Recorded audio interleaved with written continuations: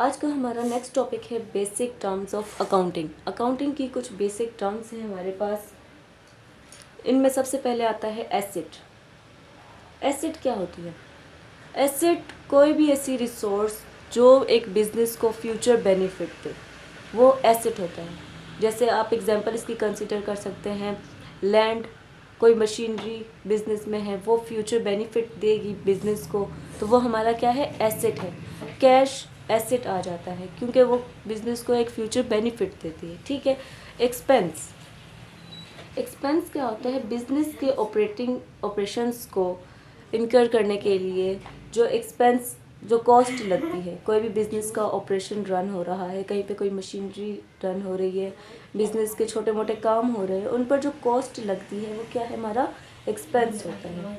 Liability, third one आता है liability, the money that not belongs to owner. Liability हर वो चीज़, हर वो मनी जो के बिजनेस के ओनर से बिलोंग नहीं करती, मतलब वो किसी को पे ऑफ करनी है, बिजनेस ने कैश पे करना है, कहीं पर इंटरेस्ट पे करना है, टैक्स पे करना है। ठीक है। वो मनी, वो एसेट बिजनेस के लिए नहीं है, वो किसी और के अकाउंट में जाना है, वो एक लाइबिलिटी बन जाती है। ठीक है। जैसे मैंने आपको पहले बता दिया, इंटरेस्ट पेबल आ जाता है, कोई इनकम देनी है किसी को, कोई कैश पे करना है, ठीक है, कहीं पे कोई सर्विसेज देनी है, तो वो आपकी लाइबिलिटीज़ बन जाती हैं।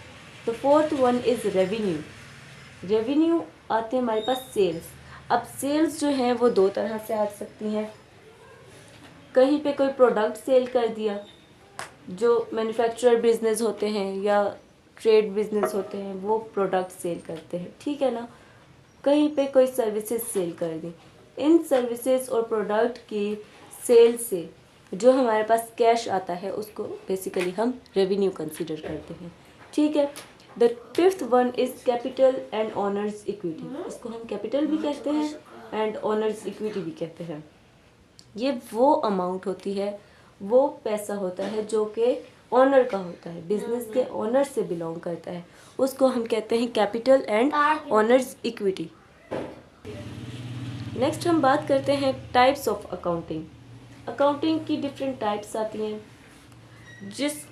एक अकाउंटिंग की टाइप आती है हमारे पास फाइनेंशियल अकाउंटिंग। फाइनेंशियल अकाउंटिंग क्या होती है कि इसमें हम एक कंपनी के, एक बिजनेस के जितने भी फाइनेंशियल रिसोर्सेज हैं, जितने भी उसके ऑब्लिगेशंस हैं, लाइबिलिटीज़ कंसिडर हम करते हैं कि जितनी भी उसकी लाइबिलिटीज़ पे करनी है, फिर बिज़नेस के कोई भी ऑपरेटिंग एक्टिविटीज़ होती हैं, बिज़नेस को रन करने के लिए डिफरेंट एक्टिविटीज़ की जाती हैं।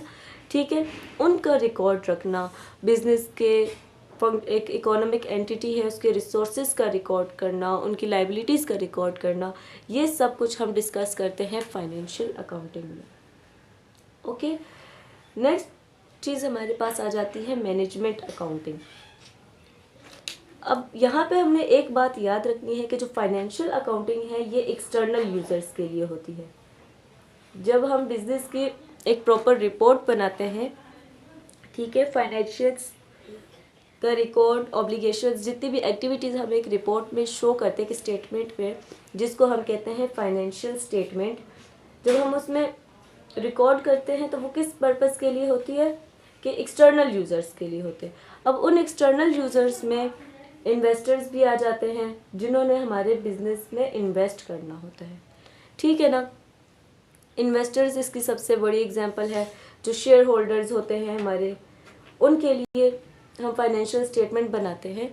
अब इसका पर्पस ये होता है कि हम अपने बिजनेस की पोजीशन बता सकें कि इस बिजनेस, ये हमारा बिजनेस है, हमारे पास इतनी रिसोर्सेज हैं, इतनी हमारे पास ऑब्लिगेशंस हैं, फ्यूचर में इस बिज़नेस को इतना बेनिफिट हो सकता है, इतने प्रॉफिट में ये कंपनी जा सकती है। ठीक है। और उसकी रेपुटेशन बिल्ड कर रहे होते हैं ताकि इन्वेस्टर्स और शेयर होल्डर्स जो हैं वो इस बिज़नेस में, हमारे बिज़नेस में दोबारा से इन्वेस्ट करें। ठीक है। तो ये एक्सटर्नल यूज़र्स के लिए होती है फाइनेंशियल अकाउंटिंग, जबकि जो मैनेजमेंट अकाउंटिंग है ये इंटरनल यूज़र्स के लिए होती है।